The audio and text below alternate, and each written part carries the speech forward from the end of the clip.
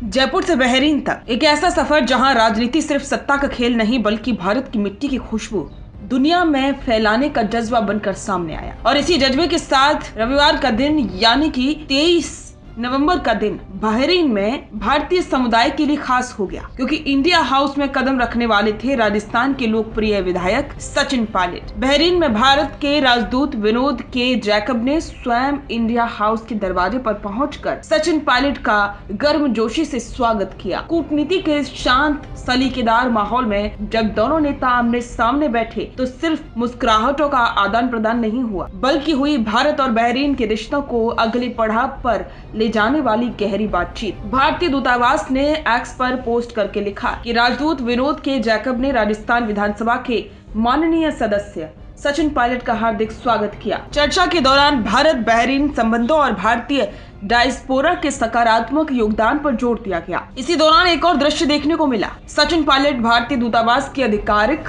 Diary में अपने विचार लिखते हुए सामने टेबल पर एक तरफ भारत की राष्ट्रपति द्रौपदी मुर्मू तो दूसरी तरफ प्रधानमंत्री नरेंद्र मोदी की तस्वीर, एक प्रतीक कि भारत लोकतंत्र की विविधता और एकता दोनों को साथ लेकर चलता है। और उसी विविधता का प्रतिनिधित्व कर रहे थे सचिन पायलट। विपक्षी पार्टी के होने के बावजूद भी उन्होंने बहुत ही शालीनता से अपने इस कर्तव्य को निभाया। इस बैठक के बाद सचिन पायलट ने एक्स पर लिखा, बहरीन में भारतीय राजदूत विनोद जैकब के साथ बेहद सार्थक चर्चा हुई। भारत और बहरीन के बीच वर्षों पुराने द्विपक्षीय संबंध, सांस्कृतिक जुड़ाव, आर्थिक सहयोग और भारतीय समुदाय के योगदान से और मजबूत हुए हैं। इन शब्दों में सिर्फ औपचारिकता नहीं थी, बल्कि एक भरोसा कि आने वाले समय में भारत का वैश्विक प्रभाव और गहरा होगा। बहरीन में बसे राजस्थानी समुदाय के लिए ये दिन किसी त्योहार से कम नहीं था। सैकड़ों चेहरे एक्साइटेड भी, इमोशनल भी।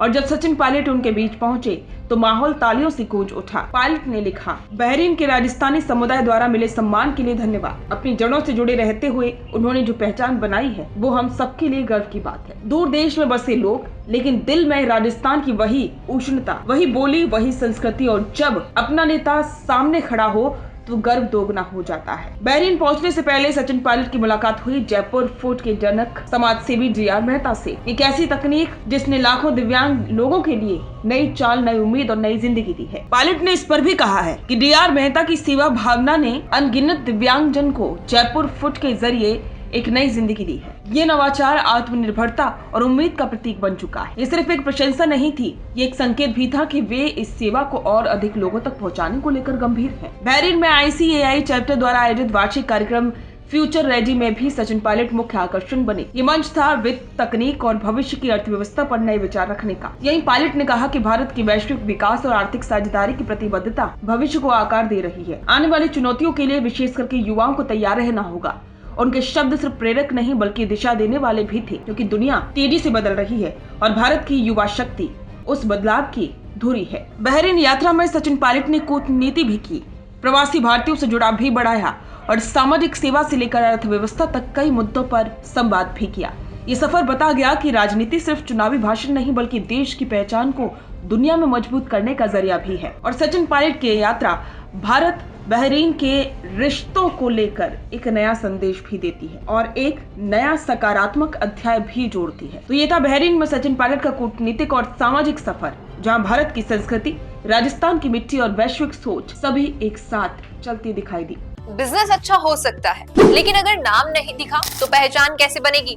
अब टेंशन छोड़िए, द फैक्ट इंडिया आपके बिजनेस को देगा वो पहचान जो पूरे राजस्थान में हर किसी तक पहुंचे। न्यूज चैनल पर विज्ञापन, पॉडकास्ट और प्रमोशन के जरिए आप सीधे 5 लाख सब्सक्राइबर और 10 करोड़ से ज्यादा व्यूज तक अपनी पहुंच बना सकते हैं। तो देर किस बात की, आज ही द फैक्ट इंडिया से जुड़िए और अपने बिजनेस को बनाइए हर घर का नाम।